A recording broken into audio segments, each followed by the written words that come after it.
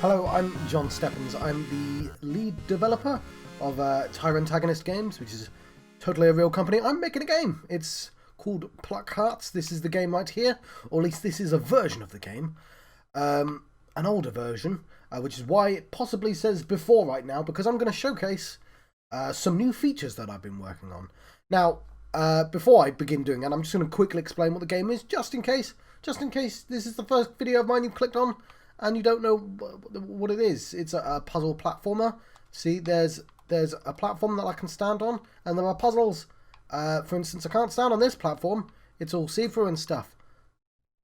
So, I can grab, using this wonderful tool here, the heart, which contains the solid matter of that cloud, and I can place it in other clouds, like so, using my tool. And through that, I can get to different areas of the game. Thus, a puzzle is solved. Now, what I've done there is I've secretly shown off some of the old features so you can see the difference between the old and the new. But there's a particular thing I want to show you. I want to show you a few examples of it. I'm just going to remind myself which level. Refuse. Level 5. Right, so we'll quickly turn off these tutorials because I'm working on new tutorials. So, you saw there that I jumped on those clouds, which are, you know, they're relatively easy to figure out what that is. But I have more complex shapes. Oh, look, a bug that I've solved. So you can see this little monolith here, and it also contains a sort of core. And if you remove that, it's a heart.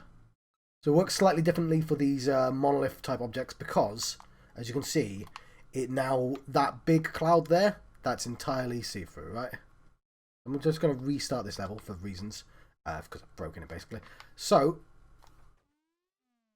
let's put it back in so you can actually see. So I can't jump through that. Well, I shouldn't be able to jump through it. And I'll show you the solution to the level, because why not? So, I thought it was quite a good feature. I liked it. So you can see now I've trapped myself in here and given myself access to this area, and now I can win the level because, you know, you win by clicking on that, which I'm not going to do right now for reasons. But instead I'm going to select a different example. Tic Tac Toe. This is the final level of my demo, and hopefully what the issue should become clearer on this episode, which is, so there are different types of these monoliths. For instance, these ones here, these two heads facing each other. And as you can see, they're both sitting on these complex cloud systems, like so. Now, what might not be so obvious, so that cloud, the thing with that cloud is that it's smog, and I can't scan through it, so it's blocking me from putting any of these hearts into any of these platforms. But the issue is that I have a sort of rule, which is this cloud has to be connected to the head. So when I do this, and it moves to the other head, there's a sort of continuity. So, like you can see now, this is turned. Oh, look, there's a mistake there. So this is turned thick, and you can see, and like if you maneuver, you can see that entire cloud system is connected, and it's the same as this really complex one as well. Now that's see-through, and I can scan through it, and I've had to draw all the way around to be able to make this complex cloud system. So the two major issues is, one, it's really unwieldy to design levels this way, to have it like be this one contiguous object. And two, the player doesn't necessarily know if they're standing here, say, that this cloud is connected to this head. To me, it was obvious, but I've done testing. It's not obvious to a lot of people. It's not instant, and I want it to be instant. The puzzle is supposed to be the puzzle I'm presenting, not the game I've made, if that makes any sense. So, I believe I've at the very least attempted to fix it. I'm going to jump to the new version right now. So what I've done is I've deliberately built a test level to show it off. So this is a really, really complex example of what the new system can do. But you should be able to see, I've placed all these monoliths down, and you can now see a set of clouds that are connected via these, what I call cloud pipes. Now, it's a pretty simple idea, but the idea is if they're connected via their pipes, they are one contiguous object. But there's also, you can sort of see on this monolith, and I'm deliberately not pointing with my cursor for reasons, you can see that it's got a red gem, just to tell players that it is indeed red. So all the red objects, and these clouds are tinted a tiny bit, it's very subtle. The drawing isn't finished, so you can see these pipes have little caps on the end and stuff like that, whereas none of the other ones do, because it turns out it takes a while to draw these. So you can see the green one there, as it shines green, and it's not terribly clear, that green gem. I may have to put efforts, and here's the blue example, and like now they can cross over. So here's the blue one, and of course here's the yellow one. That's a mistake. That should be clear. It's just drawn wrong, don't I? Anyway, why aren't I pointing at things? And you can see the red one continues up there, because I thought this wasn't enough. Right? It's all well and good having all these pipes connected up, but like, even though this is, I've made an absurdly complex example just to show you how good I think this feature is. If I now select the monolith, it will blink just for a second.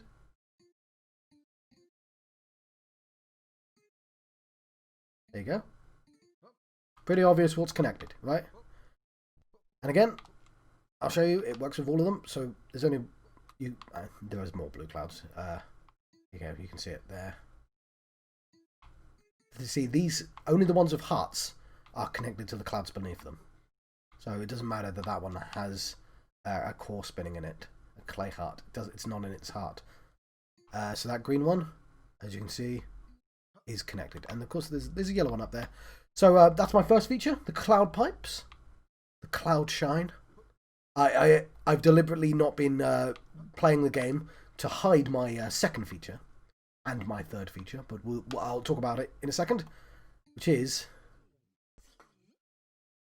cloud fading. And as you can see in more detail now, so it should be pretty obvious, hopefully, that these pipes are all connected, right? That these clouds are one big set. But let's continue further up and just have a look at all the examples of the fade. Fade.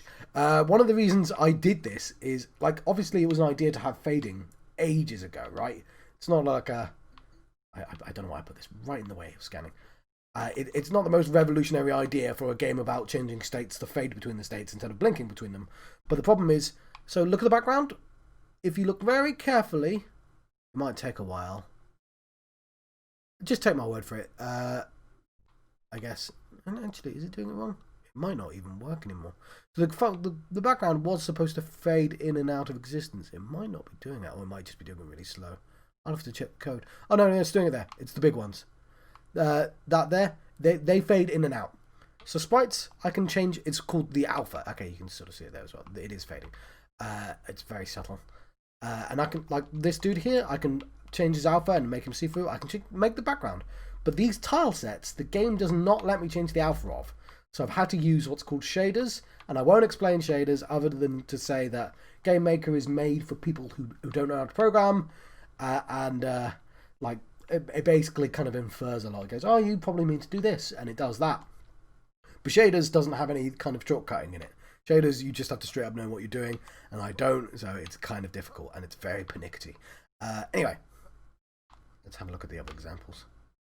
So we can put this green in. There we go. Fades in and out, and you can see I have actually made the cloud very subtly green. This one's white for some reason. I've not finished drawing everything, and now you can see these yellow clouds.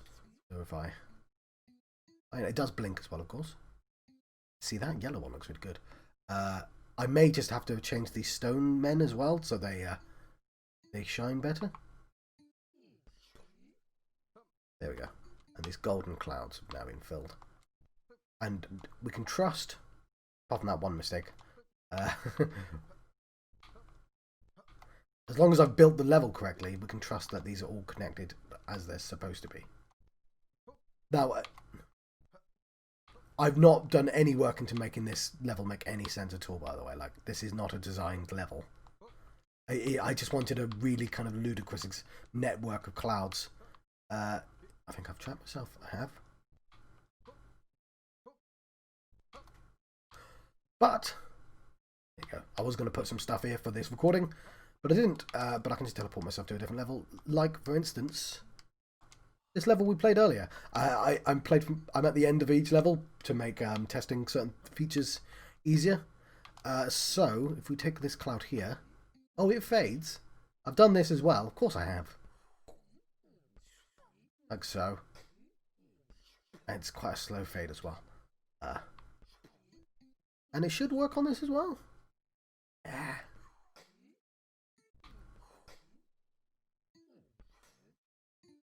Beautiful. Let's go to another example. Because this is called a faint heart. And if I fade that out, it will... So this was a little bit trickier because I'm fading between two see-through things. So it's kind of subtle. Because we've got to put this down. And the game isn't any slower. It's just the animation. The hearts move at the speed they always have. But it does feel a little slower. So we could take this candy heart.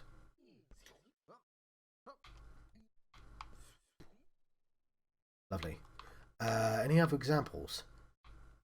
I think that's it. But I'm going to take myself to the first level for our third feature, which is the last video.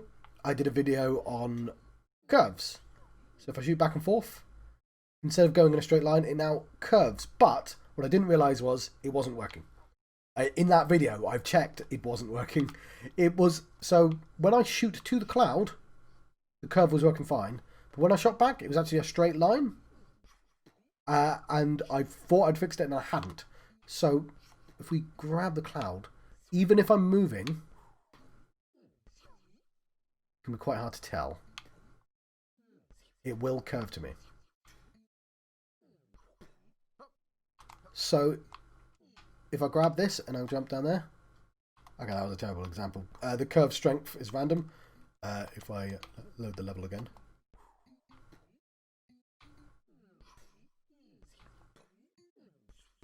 We can see. Grab this. It did look like it went in a straight line. There's some fail safes in case it breaks as well. So that's the wrong level, John.